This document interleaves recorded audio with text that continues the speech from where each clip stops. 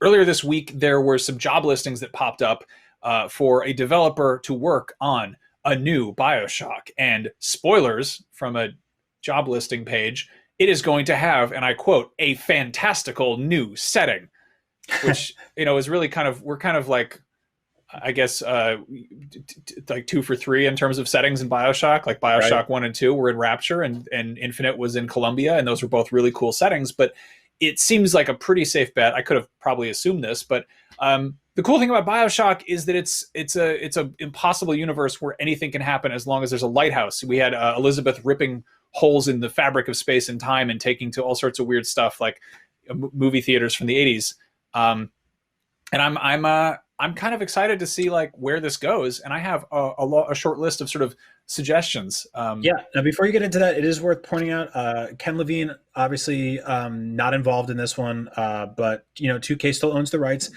We don't know exactly if this is a like full-on thematic reboot, if it has links to the older stuff, but yeah, new setting. So let's hear it. I think doing something set on sort of a Titanic-esque platform would be cool. We got the Rapture at the bottom of the sea, that was in the 60s, and we got Columbia in the skies, which was in sort of when was that, sort of turn of the century, World's Fair era. The Titanic would be sort of an interesting compromise between the two. I think you could do some really cool stuff mechanically with that, where maybe there's stuff happening underneath the boat and you have to go in the water and fight people down there, and maybe the Titanic is like, I mean, it wouldn't be exactly the Titanic in the same way that like Rapture is its own thing and Columbia is its own thing, but like, I don't know, the SS Gargantua or something. And it's like a giant self-contained environment on the sea that isn't necessarily underwater, but above it. I dig that. Or a little bit of both, actually.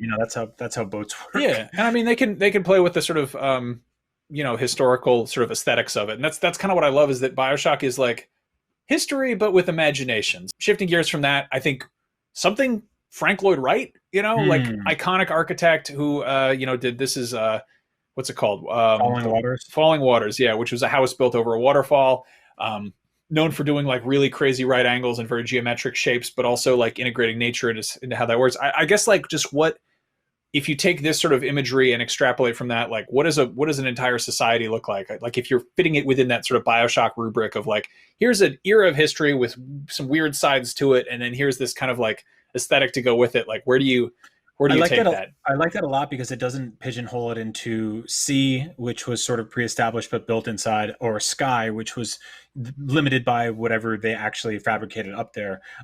This lets you bring in every sort of element from the natural world, which means waterfalls, jungles, forests, snow, like there's all sorts of things that you can sort of enclose. Yeah, I think that could totally work. And I mean, the whole thing is like, they're very talented people, presumably working on a new Bioshock, and they understand that this is like, that's what this franchise is known for, is kind of wowing people. And I don't think they're going to drop the ball. Like, I don't think they're going to come out and be like, it's New Columbia or something. Like, I hope not anyway.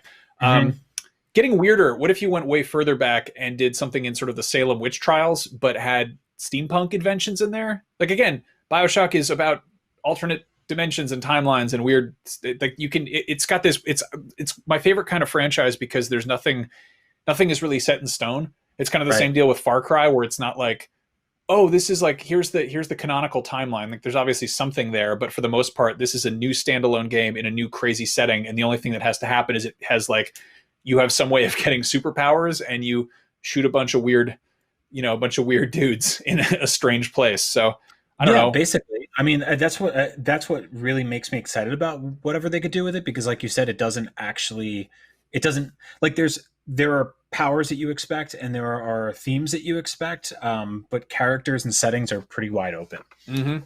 Moving on, We Happy Few sort of kind of touched on this. It started dipping into the 60s. We've seen, Fallout does the 50s. Bioshock has done different time periods. Like, I would love to see like a Woodstock kind of hippie themed Bioshock.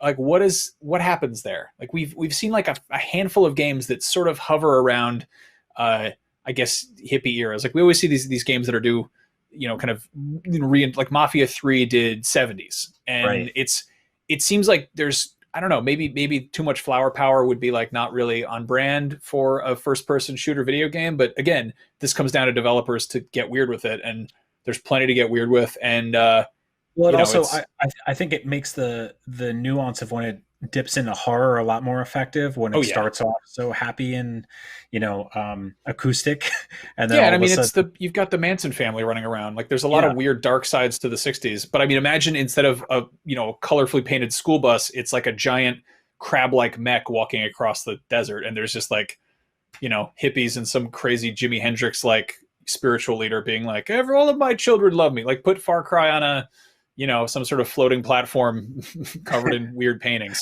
On that note, if they wanted to get real weird and experimental, you could always do Woodstock 99 and make it an entire like late 90s alternative new metal wreck. Like yeah, that was a wreck of an event. That was a horrible disaster. There was fires there and were burning and riots, just yeah. $6 water bottles or whatever. Limp Bizkit, Rage Yeah, Against the Limp Machine. Bizkit was there. It Mhm. was it was a wreck. It was terrible. You would probably have to get different licensed music, although I do think that Limp Bizkit would be like, and Kid Rock too would be like, sure, we'll be in the game. Yeah, I mean Fred Durst is a gamer. He'd probably be down. IKEA. Like imagine just like you're stuck in an endless IKEA showroom that has its own society and everyone has to sleep on the demo furniture and like if you're bad you're taken below decks and you're forced by these weird masked people to like assemble things.